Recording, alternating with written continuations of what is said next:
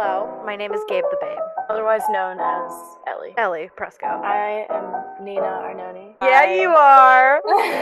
And welcome to Office Hours. Bush vibes. Georgina Bush. Greetings! Hello! We're Welcome back. to Office Hours. We're back. I mean, technically for them, we're right on time.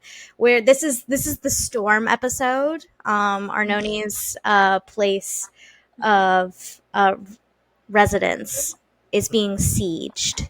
It's not even raining right now. It's not even a bad storm. I don't know. The part. The computer was going crazy. The computer was like, bah. Yeah, it could not handle it. But so we're doing storm vibes. And yeah, I really was wanting to record tonight because for whatever reason my hair looks really good right now. And thank you so much. I don't know what I did. I took a nap for 2 hours, so don't know how I don't want that to be what I need to do to have good hair. It's just a little messy, you know? Yeah. Maybe you should try putting a little bit of hairspray in your hair when you do it. Give it a little volume. My issue is I don't do it. I don't do my hair. Oh, well, maybe if you did it, it would look nice. You are so right for that. That's so crazy. I know it's not. So I'll blow it dry and it can look good then.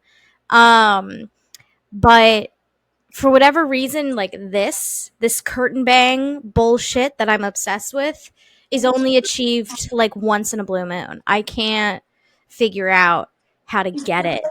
Do you put any like cream in or anything? Yes. After you wash it? Mm-hmm. Okay. I guess when you yes. say, like, you don't do your hair, I thought you just like wash it and just let it air dry. So sorry. I really did not mean to sound like a pick-me. I realize now that that's pick-me vibes. I don't even like do anything to my hair. I just sleep and then I wake up and it's amazing. It's just like an accident.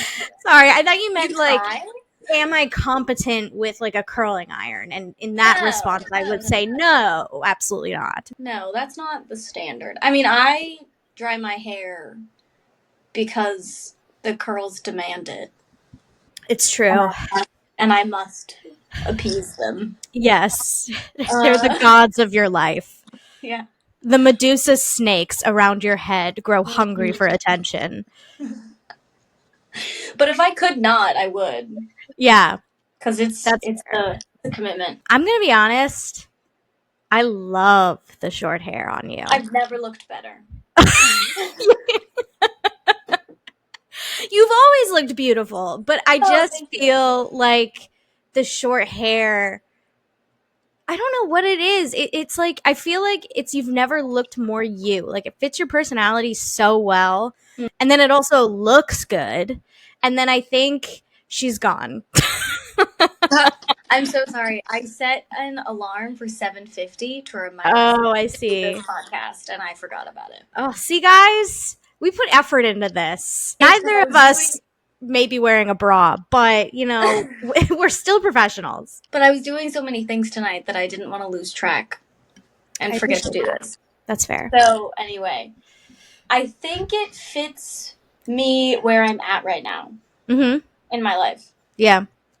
It was funny because like maybe 6 months or a year before I did it, I was back home in Pittsburgh with my sisters, and there was one point I was talking to them and I had the really long hair, and there was one point where I pulled it back to like pull it out of the way, and Jessie stopped the conversation and was like, and she like messed with it for a second, and she was like, "You're not ready for this right now, but when you are, the short hair will look very good on you." And I was like, but she knew. She was like, "You're not ready yet, and I understand that, but you should cut your hair short." And then a year later, I was like, "Let's do it." She was like, "Yes." Yeah. Yeah. Right now, that's so funny. She didn't give me an option back when I had my bob. Well, that was an emergency. I know. I was waiting for you to give out the caveat. Jessie would have loved to give you an option. The option was get a bob or shave your head. Yeah. Yeah. Yeah. Because Ellie's hair was so dead that it was falling out. And I remember sitting in the salon. She's doing your hair, like you're in the chair, and I was on the couch next to it, and Jessie just looks at me and pulls clumps of hair out of her brush, and she was like, "What to do?" And I was like, "You gotta tell her." I was like, "You gotta be honest with her." However, I thought I handled it well. Like, you did. I wasn't worried. I think she was worried. Yeah. Because, you see so many things in the salon. Oh, for sure. And I mean, it was a big chop. I knew you'd be fine with it. I also thought your bob looked great. I think you looked great with short hair. Your short gray hair. I know. I was just talking about this with my family the other day because I went back to my parents' place to visit them over the weekend and to go see Othello with Denzel Washington and Jake Gyllenhaal. Sorry. I'm sorry. I'm still really gagged about it. Was it like on Broadway? Yeah. Wow. That's amazing. Yeah. And it was like, so Jake Gyllenhaal is Iago, and then Denzel Washington obviously is Othello. Honestly, those could have been switched. I had no idea who was going to be who. Well, Othello is a black man, so like. Well, yeah, but they could have taken liberties. I guess that's true. Jake Gyllenhaal was amazing as Iago. Yeah. And I also think with our current political climate in the United States being in shambles, they really wanted to push that point home about, the persecution of minorities. So I think possibly would have gotten a little lost in translation if Jake G was Othello, but that's fair. Regardless, they were incredible. It was so cool when they both went on the stage, like for the opening scene, they walk up and everyone's just cheering because it's like, oh my God. I just saw one of you in Gladiator 2. I know. I was literally thinking about that, about how good he was in Gladiator 2. He was so good in Gladiator 2. And then Jake Gyllenhaal is just amazing in everything he does. So that movie was so good, and I'm glad it was good because I loved Gladiator. Yeah, I loved Gladiator as well. I think I was too excited to see Gladiator 2 and I ruined it for myself. No. I did. I hyped it up because it's so many actors I love. I was about to say it's Jake G. It's not Jake G. Get him out of my head. My God. Jake's not in this one. It's Denzel. It's Paul Mescal. And then Joseph Quinn, who I'm obsessed with. Yeah. And love him. Mom, whatever her name is. The wife in Gladiator. And yes. Too. I only know her as the woman in Gladiator, unfortunately. I know, but she was still in it, and that was so cool because that doesn't happen. Yeah, that was cool. Loved it. I loved the twins. I loved their craziness. Yeah. And their desperation. Yeah. I loved Paul Mescal's character. I thought it was all so good. I think also because Kyle hadn't, maybe he'd seen Gladiator, but not in a long time. Right. Maybe all of it. He didn't really remember it. So we watched it again before watching Gladiator 2. So I got perfectly amped for it. Yeah. Yes. So I did the same thing. I watched the first Gladiator the night before my scheduled showing. And then I went and was so excited. And I will say, and I mean, again, I Gladiator came out when I was 1. Yeah. So I'm not aware of the cultural phenomenon that it was at the time, or at least firsthand. But obviously, Russell Crowe is incredible in it, and of course, for Paul Mescal, those are huge shoes to fill. Yeah. And I think he did it, honestly. I think he did. And I think he did the scene where you realize that he's he's definitely the Glad, and he rips the monkey's jaws in half. Dude. People thought that scene was goofy and funny. I was on the edge of my seat. I guess I can see people saying that it's a little bit like that, but that's what it's supposed to be. That's what gladiators were. Yeah. They were showmen. And yeah, I loved it. I loved the whole thing. I loved the chaos of it. the sharks in the water battle. So, yeah, I did have a bit of a giggle at that because I'd committed a crime. I had snuck alcohol into the theater. So by the time the sharks rolled up, I was quite drunk, and so I was like, "The fucking sharks, dude! What?" Face is red as a tomato because I've had but a few sips of vodka and orange vanilla seltzer, and I was cooked. But it was still really entertaining and fun. That's funny. But that's all true stuff that happened. Like, they did fill the Coliseum with water.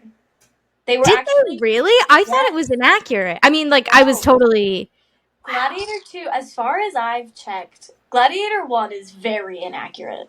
It is not... Yes. It is not accurate to it. But even my Latin professor in college, who is strict with the classics, loves Gladiator. It's her favorite movie ever. She makes her children watch it routinely, and they hate it for it. She was like, I'm gonna watch it again. Like, she... Oh my god. She was like, I don't even care how bad it is. I love it. It's her family's The Lord of the Rings. Yes, she loves it. But Gladiator 2, as far as I could tell, was more accurate. Because Gladiator 1, they had a historian and classicist on set. And they took liberties, and they were like, I can't work with you if this is like this. And the historian left.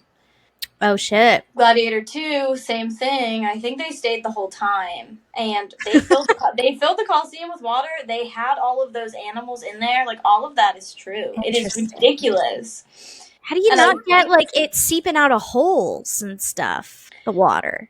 Well, the Coliseum we see now is not what it looked like when they built it. I guess so. That's another thing that Gladiator 2 got correct. So, you know how we see the Coliseum now and it's, like, filled with holes and it's falling apart and stuff like that? That's because of the Middle Ages. Okay. Because it was filled with, like, metals and gold and different things of value. And so it was...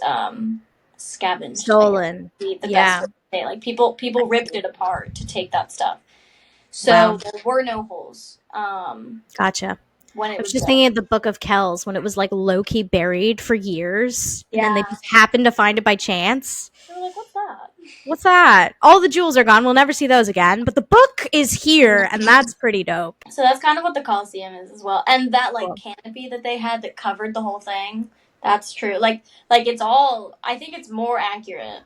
The twins were emperors who were destructive. Like those are actual twins, but I knew that part was pretty true. They didn't end the way Gladiator ends, but I'm fine with it. But yeah, I always thought it was so crazy because they did like filling the Colosseum with water. Like they did have those battles with animals. That's wild. That shit's wild. But I also liked in Gladiator 2 that they were more honest about what gladiators were or who gladiators were to the Roman Empire, because like they weren't heroes. Right. Yeah. Anyway, those are all my thoughts on that movie. We weren't planning to talk about that movie. I know. I was just about to say. So the last episode, we discussed films that I appreciate that are outside my genre of comfort. And then I suggested to Nina Arnone that for this episode, I would have her list films that she genuinely enjoys that are outside her genre of comfort, which is my favorite genre in the world, horror. And luckily, Nina Arnone, most of the time, is a woman of class and a woman of open-mindedness and can recognize good cinema art when it's presented to her, even if it's in the genre that she might not necessarily visit frequently. So I'm very excited because I had no homework, so I don't have to do anything. I just came back from my dumb little vacation. I sit right in this stupid little chair and I listen. I would love to tell you. I can remember the first couple. I will guess. So I feel like I'll try and be in order, but I just feel like I'm not going to get the order correct. One of them, I feel like I've seen some. No, these are all horror movies you and I talked about. Okay. I just watched one last night that was underwhelming. So. What was it? Immaculate with Sydney Sweeney. Oh no, I love Immaculate. You watched it? Yes. I think We just watched it last night. Her acting was great. And I saw this online as well, that the acting outperformed the script. Yes. Totally yes. So I totally agree. That's what I mean by it was underwhelming, because she was great. The priest got great. Everyone was great in it. Really, really like great work that they did. But I think the script was trying to do too much. They had so many things going on, and then the ending was like, what? And then the very final where she like gives birth and you just watch her screaming. She had a great scream. She did that really well and then killed it. But I don't know. I feel like it had these like slips of lines where it was like, oh, that's really interesting. Oh, that's really intriguing. And then it never followed it. Like what? I'm trying to remember. Like when she's in the confession and she's doing the confession to the cardinal, and she's like, this is wrong, you shouldn't do this, and she says it's not God's will, and if it's not God's will, why doesn't he stop us? I thought that was so good. That was a really good line. That was really cool. Yeah. And whatever was going on with all of the nuns with the red masks, we never got answers to that. That's true. Yeah. Did not know what was going on with them. I mean, I interpret it as it's just everyone who's involved with this crazy conspiracy. But like, it's not the whole. But they also were trying to say that everyone is involved in it, because remember there was that old nun who was crazy, who cut her hair and then was like blessed, and then gave her the like it's a certain kind of cross with her hair, and was like, blessed, you're blessed. And she was like, we have to get out of here. And then she like drops and is like, you're never leaving. Okay. I thought that was, my interpretation of that was, obviously with the crosses under the feet, it is implying that she was once a surrogate for this insane project. And when her face darkens and says, you're never getting out of here, I thought that was a projection of her being like, I never got to escape. I never got my autonomy or my say. You have this delusion that you still have a choice. See, I didn't get that though, and I can see that, but I don't think they did that well. Like, okay. Now that you say that, now that makes sense, but it seemed like in the moment, it seemed like she was a part of it. Yeah. And she was a part of like a different tactic to try and get her to want to stay. Yeah. Okay. I see how that could be.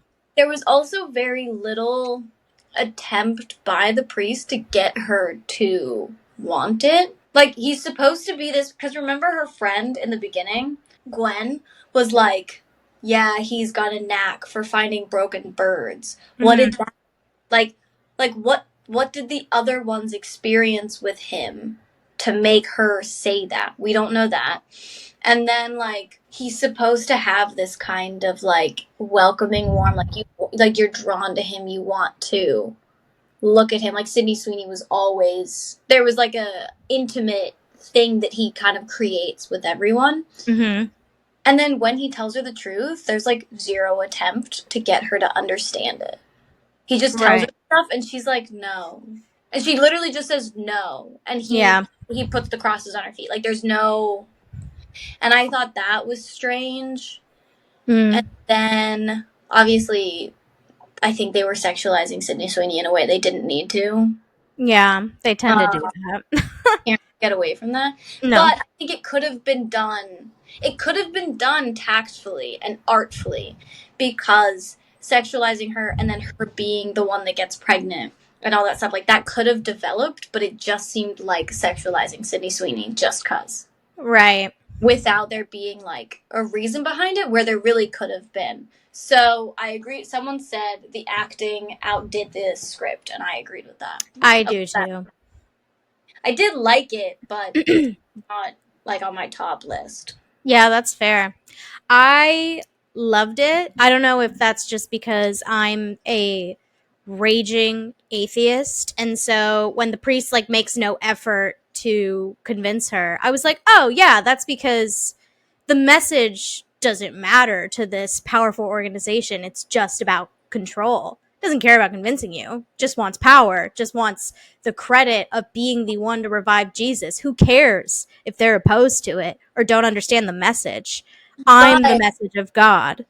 But he's supposed to be working against the church. He's not working with the church with it in doing this. So I agree with your point, and I think that's a valid point. But that's also another thing they miss there. He's not working within the church. Yeah, with this weird.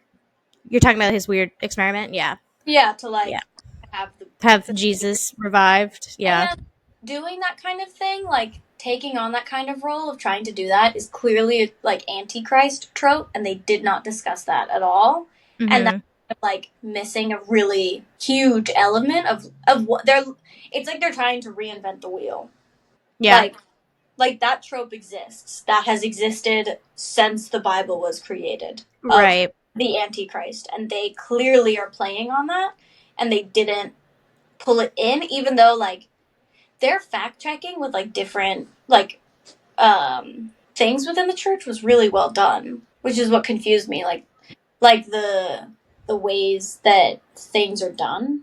So yeah. It's definitely an interesting film. Definitely garnering a lot of conversation. Anyway, back to the task at hand. I can't not go on like a million tangents. I think one of them is definitely the first Conjuring movie. Mm-hmm. Because I mean, we talked about it last episode. Like, objectively good in my opinion, which is such a funny thing to say, but I have that at number 2 because I genuinely enjoy watching that like all the time, even though it's scary movies. Yeah. I just watched it long ago, and I was like, it's because of the Warrens. I love them. The Warrens are amazing. Not necessarily in real life, but the fictionalized Warrens are great. Yeah. I think genuinely made horror a now more serious genre because that movie is so good. I think another one you have on the list is Martyrs, that French film we watched. I didn't, but interesting because that was really good, and it's hard because I watch so many horror movies with you, and they kind of all get sucked in. Jumbled together. Yeah. Man, that's tough. That should be on it because that was really good. I was actually thinking about that recently to show Kyle. It's so good. I want to watch it again. It's a tough watch for sure. There's not a happy moment in sight. Yeah. I didn't put it on there, but I should have. That's definitely It's so good. What a head scratcher. Oh my god.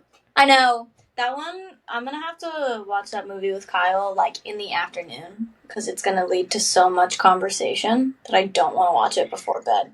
Yeah, that's fair. Which is good. Like, it's a really good movie. Yeah. And I remember you and I talked about it forever. Yeah, because we did watch it at night, and we had quite a bit to drink. And we were up until the wee hours of the morning discussing it. Yeah. So good. Yeah. I'm trying to think of another one. I know that the first time you watched this movie, it gave you strange, bad feelings, but maybe Hereditary? No. Yeah.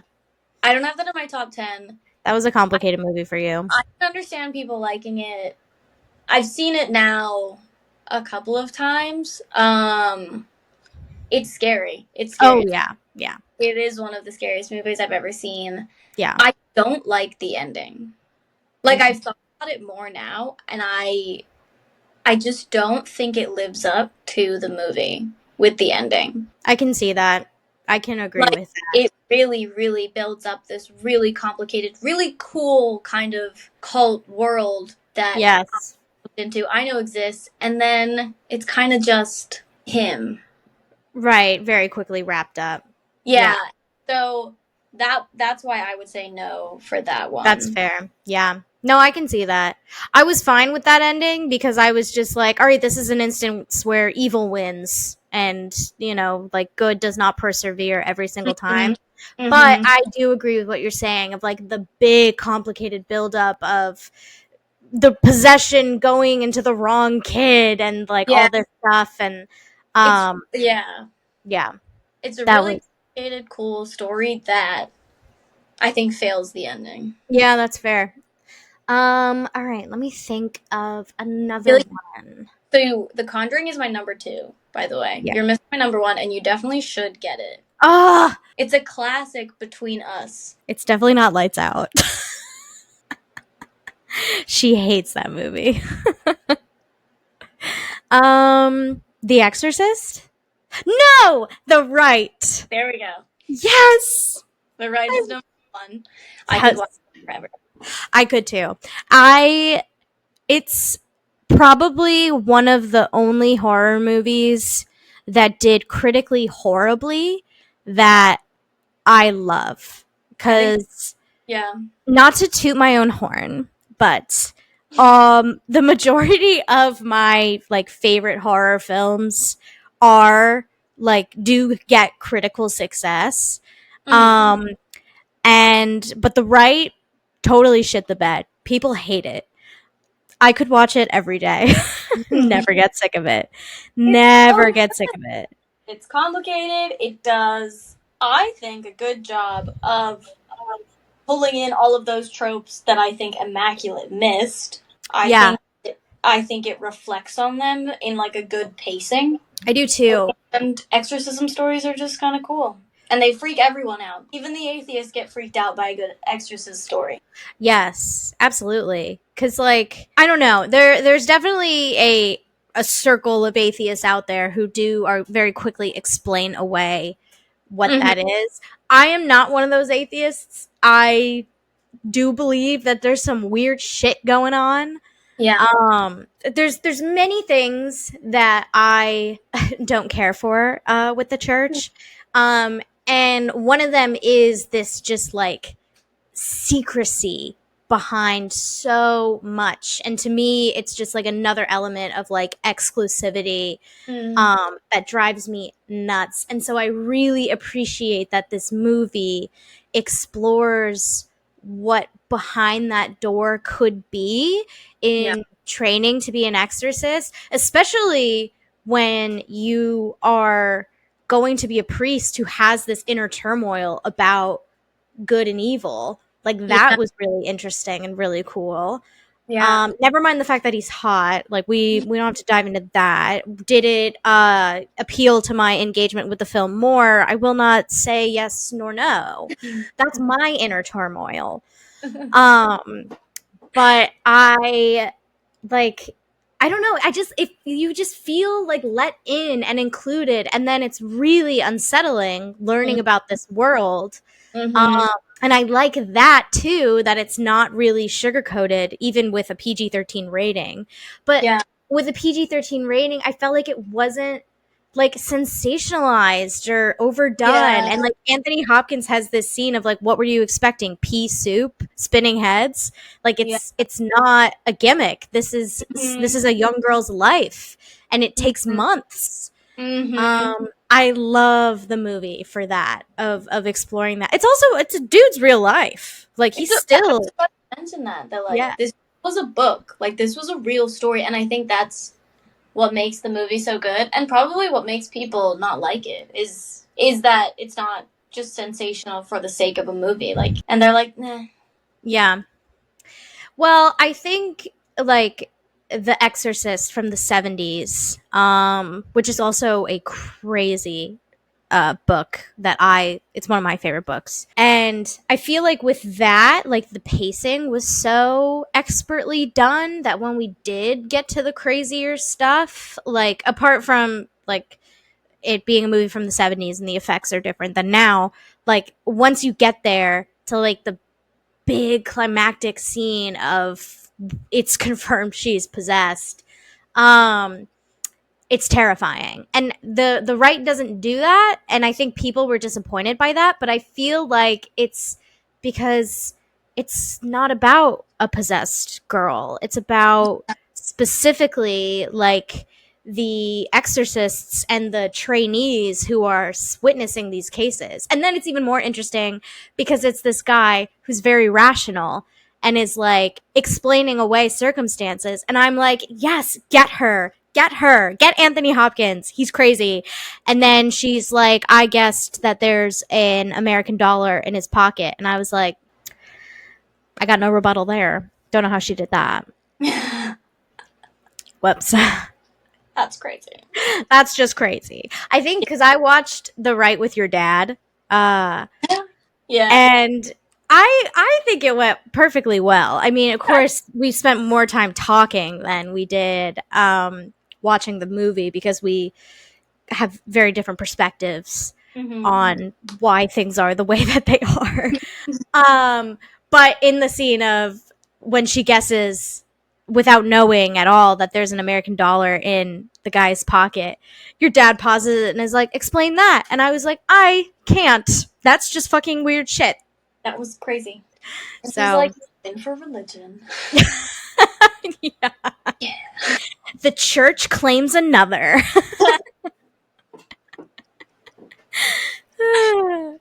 Okay. Let me think of another one that you might have. Did you like the Evil Dead movies?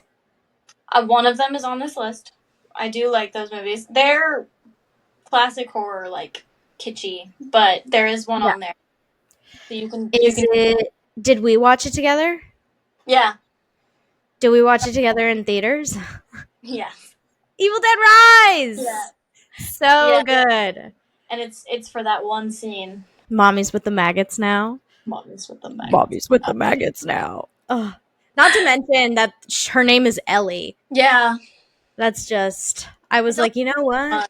And I like fair. They're like complicated characters because most of the Evil Dead movies are characters you kind of hate.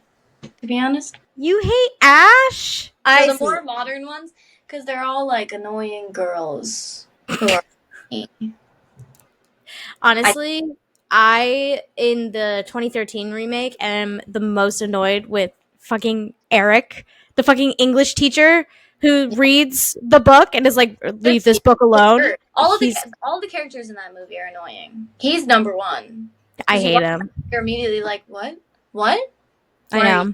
So yeah, I'm just thinking of that one. But I found all those characters annoying, and I really liked all the characters in Evil Dead Rise, and it was quite scary and creepy. Yeah, that movie, like, director is an example of like a horror super fan, like totally doing the franchise justice. Yeah. Because he's young. He's like this, like, I think he's Irish. Fuck, I don't know, but he like is in his 40s and he grew up loving Evil Dead and it was like his dream to make a movie, and then he was able to get on the project and be the director, and he like totally delivered on the gore. Like, I feel like you don't really sense the transition of directors. I mean, no, it's really good.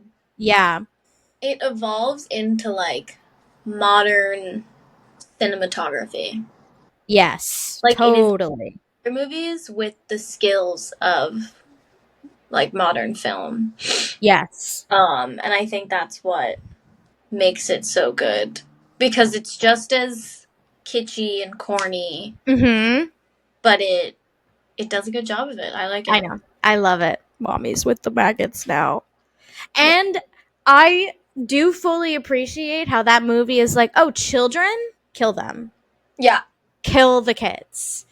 And not to say that I enjoy kids dying. I feel like I should clarify that that's not what I'm getting at here.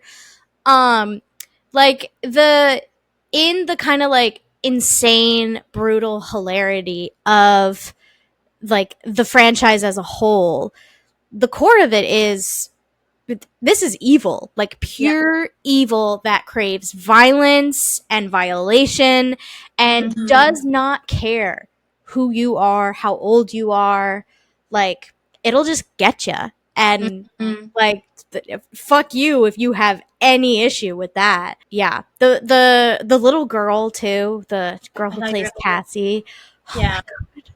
She, in addition to having incredible acting, and also another thing that I love that director did is really tried to, similarly to what William Friedkin did with Linda Blair, who plays Regan in The Exorcist, like really making an environment that even though this is a horror movie, the child is just having fun, doesn't really know what's the subject matter. And so that's great. And I feel like that has to be given credit.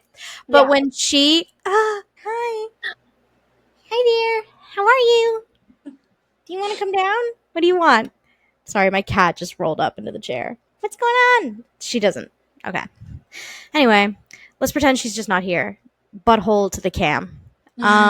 So when they like, it's like the big puddle of blood. They get out. For a second, we think the little girl's dead.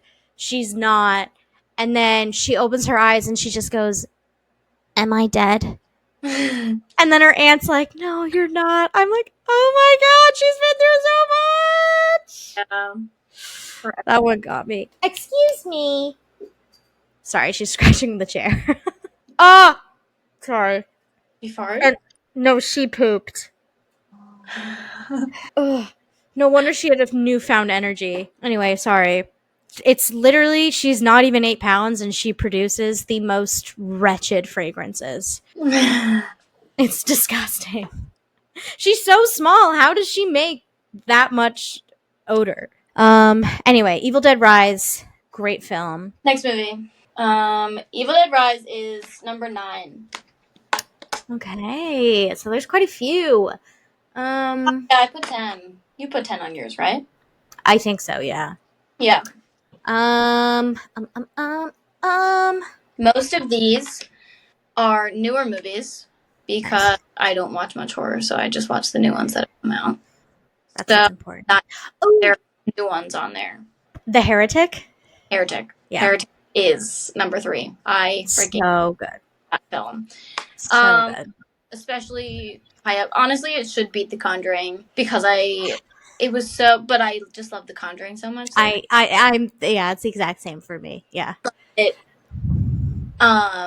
Heretic talks about all the stuff that I've been talking about for years. It talks about the things that I studied in school, the questions I've questioned. Like it's so cool. And I have a different conclusion than Hugh Grant had. Yeah. But it's the same questions. That conclusion is literally the center of my thesis. Yes. And that question is like at the core of my master's thesis. So it is something I think about a lot, and it was really crazy and cool to see that. I also learned that the guys who wrote that movie took 10 years to write it, which is cool. Yeah. It's really well researched. Yeah. That movie was crazy. So good. So good. Like, I honestly already want to watch it again. Yeah. And he was so good in it. And he was like, I mean, this is a type of role I've never done. Yeah, they just plopped him in and let him loose. They were like, sing Creep by Radiohead if you want to. He's like, why, yes, I most certainly would like to. Talk about Blueberry Pie. Like, have a ball. But then, like, have these insane conversations that even though I personally find organized religion to kind of be the worst. It can't be denied, at least from my perspective, the admiration in the determination of faith, the unwavering of faith. And I'm not talking necessarily like insane people who do like cognitive dissonance and are like, no, like the protagonists in the film are smart, well-read, and very reasonable and very willing to listen to the other side. Something that I wish so many people on both sides were willing to do.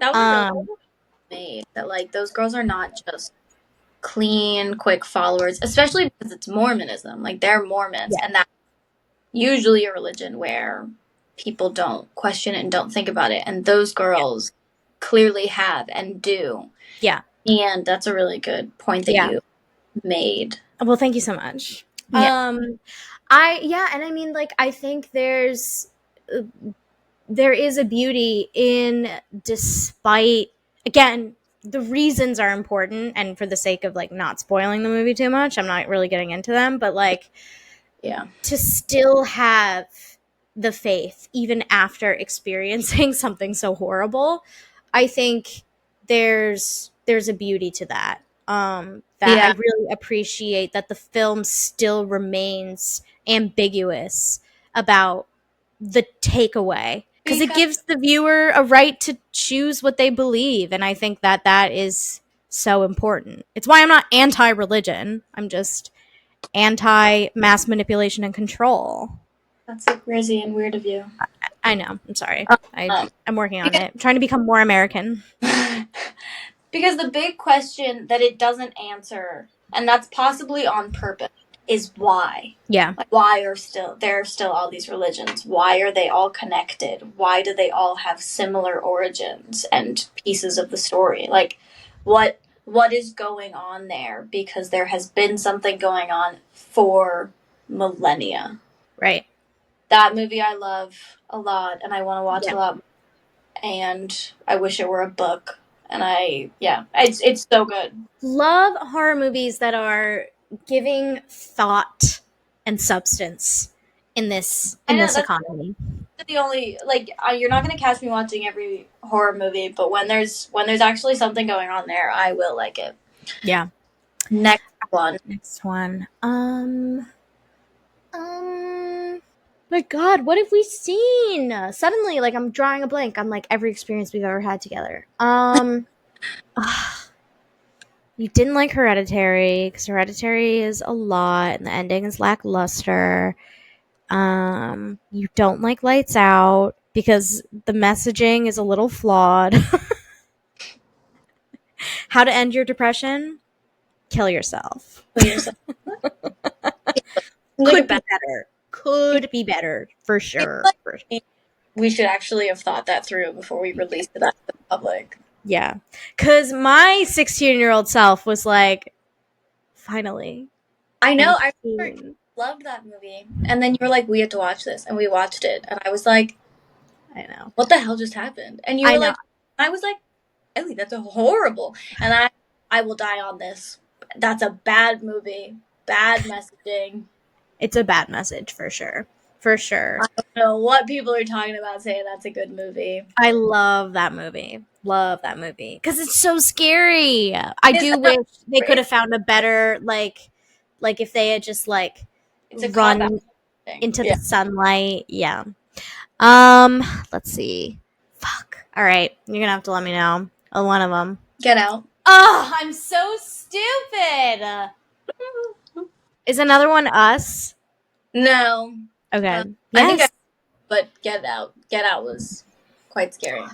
That's it. That's quite scary and thought-provoking. And really creepy. That was probably one of the scariest movies ever. Interesting. When the woman starts talking. You're thinking of Us. And okay, I am. Yeah. I stand by Get Out because I remember it, but I did those up. Yes. No, the first two Jordan Peele movies are my personal faves. Like, and Lupita Nyong'o in Us. Yes. Once there was a girl, and the girl. Hello. I hate it. It's so good though. Scarier than Get Out. Yes, I think so too. Us legitimately freaks me out because it's her voice, it's her physicality, like the way she walks and her head just doesn't like bob up and down. And her husband, really scary too. Yeah. I watched that with my partner and he saw it for the first time, and the first time Lupita Nyong'o speaks, he typically has like 3 words to his name, and she speaks for the first time and he goes, "Oh, what the fuck was that? That is so fucked up. That's so fucked up." Like, he got angry. That's terrifying it is. Like, oh my God. You know that they were doing that movie and they were like, what if she spoke? Yeah. And they like, oh God. Yeah. And Lupita is like, allow me to just drum up a draft of a horrifying demon voice that no one has ever heard before. And no one will forget. No. And I never forget. Yeah. But I think Get Out is better. For me, yeah. I like Us better because it's more action-packed, but Get Out got more to it. More thoughts. Yes. Gives me more thoughts. Yes. Another one that I watched is I'm trying to remember if we watched it together. There is one. Another one that's on the top of my list that I really liked, and a lot of people don't really like it, and they think it was overhyped or whatever, is Nosferatu. The new Nosferatu movie. I liked the new Nosferatu. I Yeah. saw it in the theaters with my sister, her best friend, partners plus Yeah. Jesse and Jillian. I think they liked it, but they didn't really like it. They were like, yeah, it was fine, and I loved it. I thought it was really good. I thought it was really good. It was a very artistic horror movie. Yeah. And I think people weren't expecting that. I'm surprised by that, honestly, because if you look at Nosferatu as like as what it has been in the past, Yeah. and then Robert Eggers, who has done The Lighthouse, which I haven't seen, but my brother loves it, and apparently there's a scene where Willem Dafoe just keeps farting, and like that's the scene. So that's, you know, the niche artistic director that we're working with. And so yeah, Nosferatu is like I feel like only a horror film in like the classic sense of like this is an ancient monster. Mm-hmm. So yeah, I'm surprised when people say that they were expecting it to be more action packed, just because I was like, but it never has been. I think I don't know. People got it in their heads. I can't Yeah. speak to Jesse and Jillian seemed underwhelmed when they watched it. Yeah. They could correct me and say that I was wrong, but I loved it. I thought it was really cool. Yeah. Really, people didn't like that he was old and creepy, but it's Nosferatu. He's supposed to be. Yeah. I saw online that people didn't like that. That's crazy. Okay, well, he's not going to be some like hot guy that lives in a castle. Like this is an ancient monster. Yeah, that's so funny. Hot vampires is a 21st century thing. Akatar. Yeah. Where's Akatar? If Cassian doesn't make a cameo, I'm walking out of the theater. And I guess like because it was so creepy and uncomfortable, and he was creepy, but I think it did it right. Yeah. I think it did such a good job of telling the story, of doing that whole the character she plays, of like having that evil within her, darkness, that urge for darkness within her, and then recognizing it and sacrificing herself. That's a way to do suicide well. Yes. And the inner turmoil of liking the darkness. Yes. It's interesting. Liking that, of being pulled to it, but desperately trying to want to pull away from it, of loving your partner whose life is so good and you can't understand why you keep being drawn back to it. So cool. Yeah. But yeah, people were uncomfortable with it. People didn't like it. And I think that they're wrong for that, because you're right in saying that like it's barely considered horror. Yeah, you're right in saying it was a little long, and I kind of almost fell asleep at one point. But it's an art piece, really. Yeah, I agree. Another one, Talk to Me. I loved Talk to Me. Oh my god, because that ending was great. Yeah, that's one of the ones that lives up to its ending, exceeds the ending I had in mind. Me too. So good. Yeah. I can't believe I didn't think of that one either. I have been I don't know why you're a dumb fucking bitch, but I mean, and it did, like, because everything was amazing. The acting was incredible. Like the fact that it's at the time was like a smaller team film. I mean, it was this like little indie film in Australia. Like it was not, I think, intending to be a big blockbuster, but because its resources were somewhat limited, and it relied on the story alone and the actors who are portraying the story, it was fucking incredible. Oh my god. Because that movie, I think one could argue, is a little less serious in premise. And not once was I having a giggle, unless it was like a genuinely funny part, because those actors have a lot of great camaraderie and are like genuinely super talented, and clearly enjoyed being around one another, but in no part was I was like, objectively, yes, the taxidermied hand of a dead medium is a little weird and kind of goofy. Yeah. But not once when I'm watching the movie am I like, this is silly. I'm like, oh my God, don't touch it. Mm-hmm. But you guys keep touching the hand. Yeah, it was really cool. Yeah, it was so good. My dream in my life is to write a horror book, obviously, that gets successful and recognized, and then to have a movie be made of that quality. Mm-hmm. I want the cast and the team of Talk to Me to make that movie because it was so good. So good. It was funny at parts. The ending was like, it was so good. I know. I've been wanting to watch it again so badly. My partner is not a horror person at all. If it's not a movie where he can further learn martial arts, he's really not that keen, which is a little difficult for me to find like something that we'll both enjoy. Yeah. And I have shown some horror films that I genuinely love, and he was not blown away. And Talk to Me did not tickle his fancy, and I'm like, but you just have to trust me. Trust me. Okay. It's so good. So, all right, what's another one? Oddity. Oh, I never saw Oddity, so I never would have guessed that. It was really scary. It was really creepy. It doesn't have a greater message. I don't. Yeah. I wouldn't say that. Like most of I think have something bigger going on that I can pull out.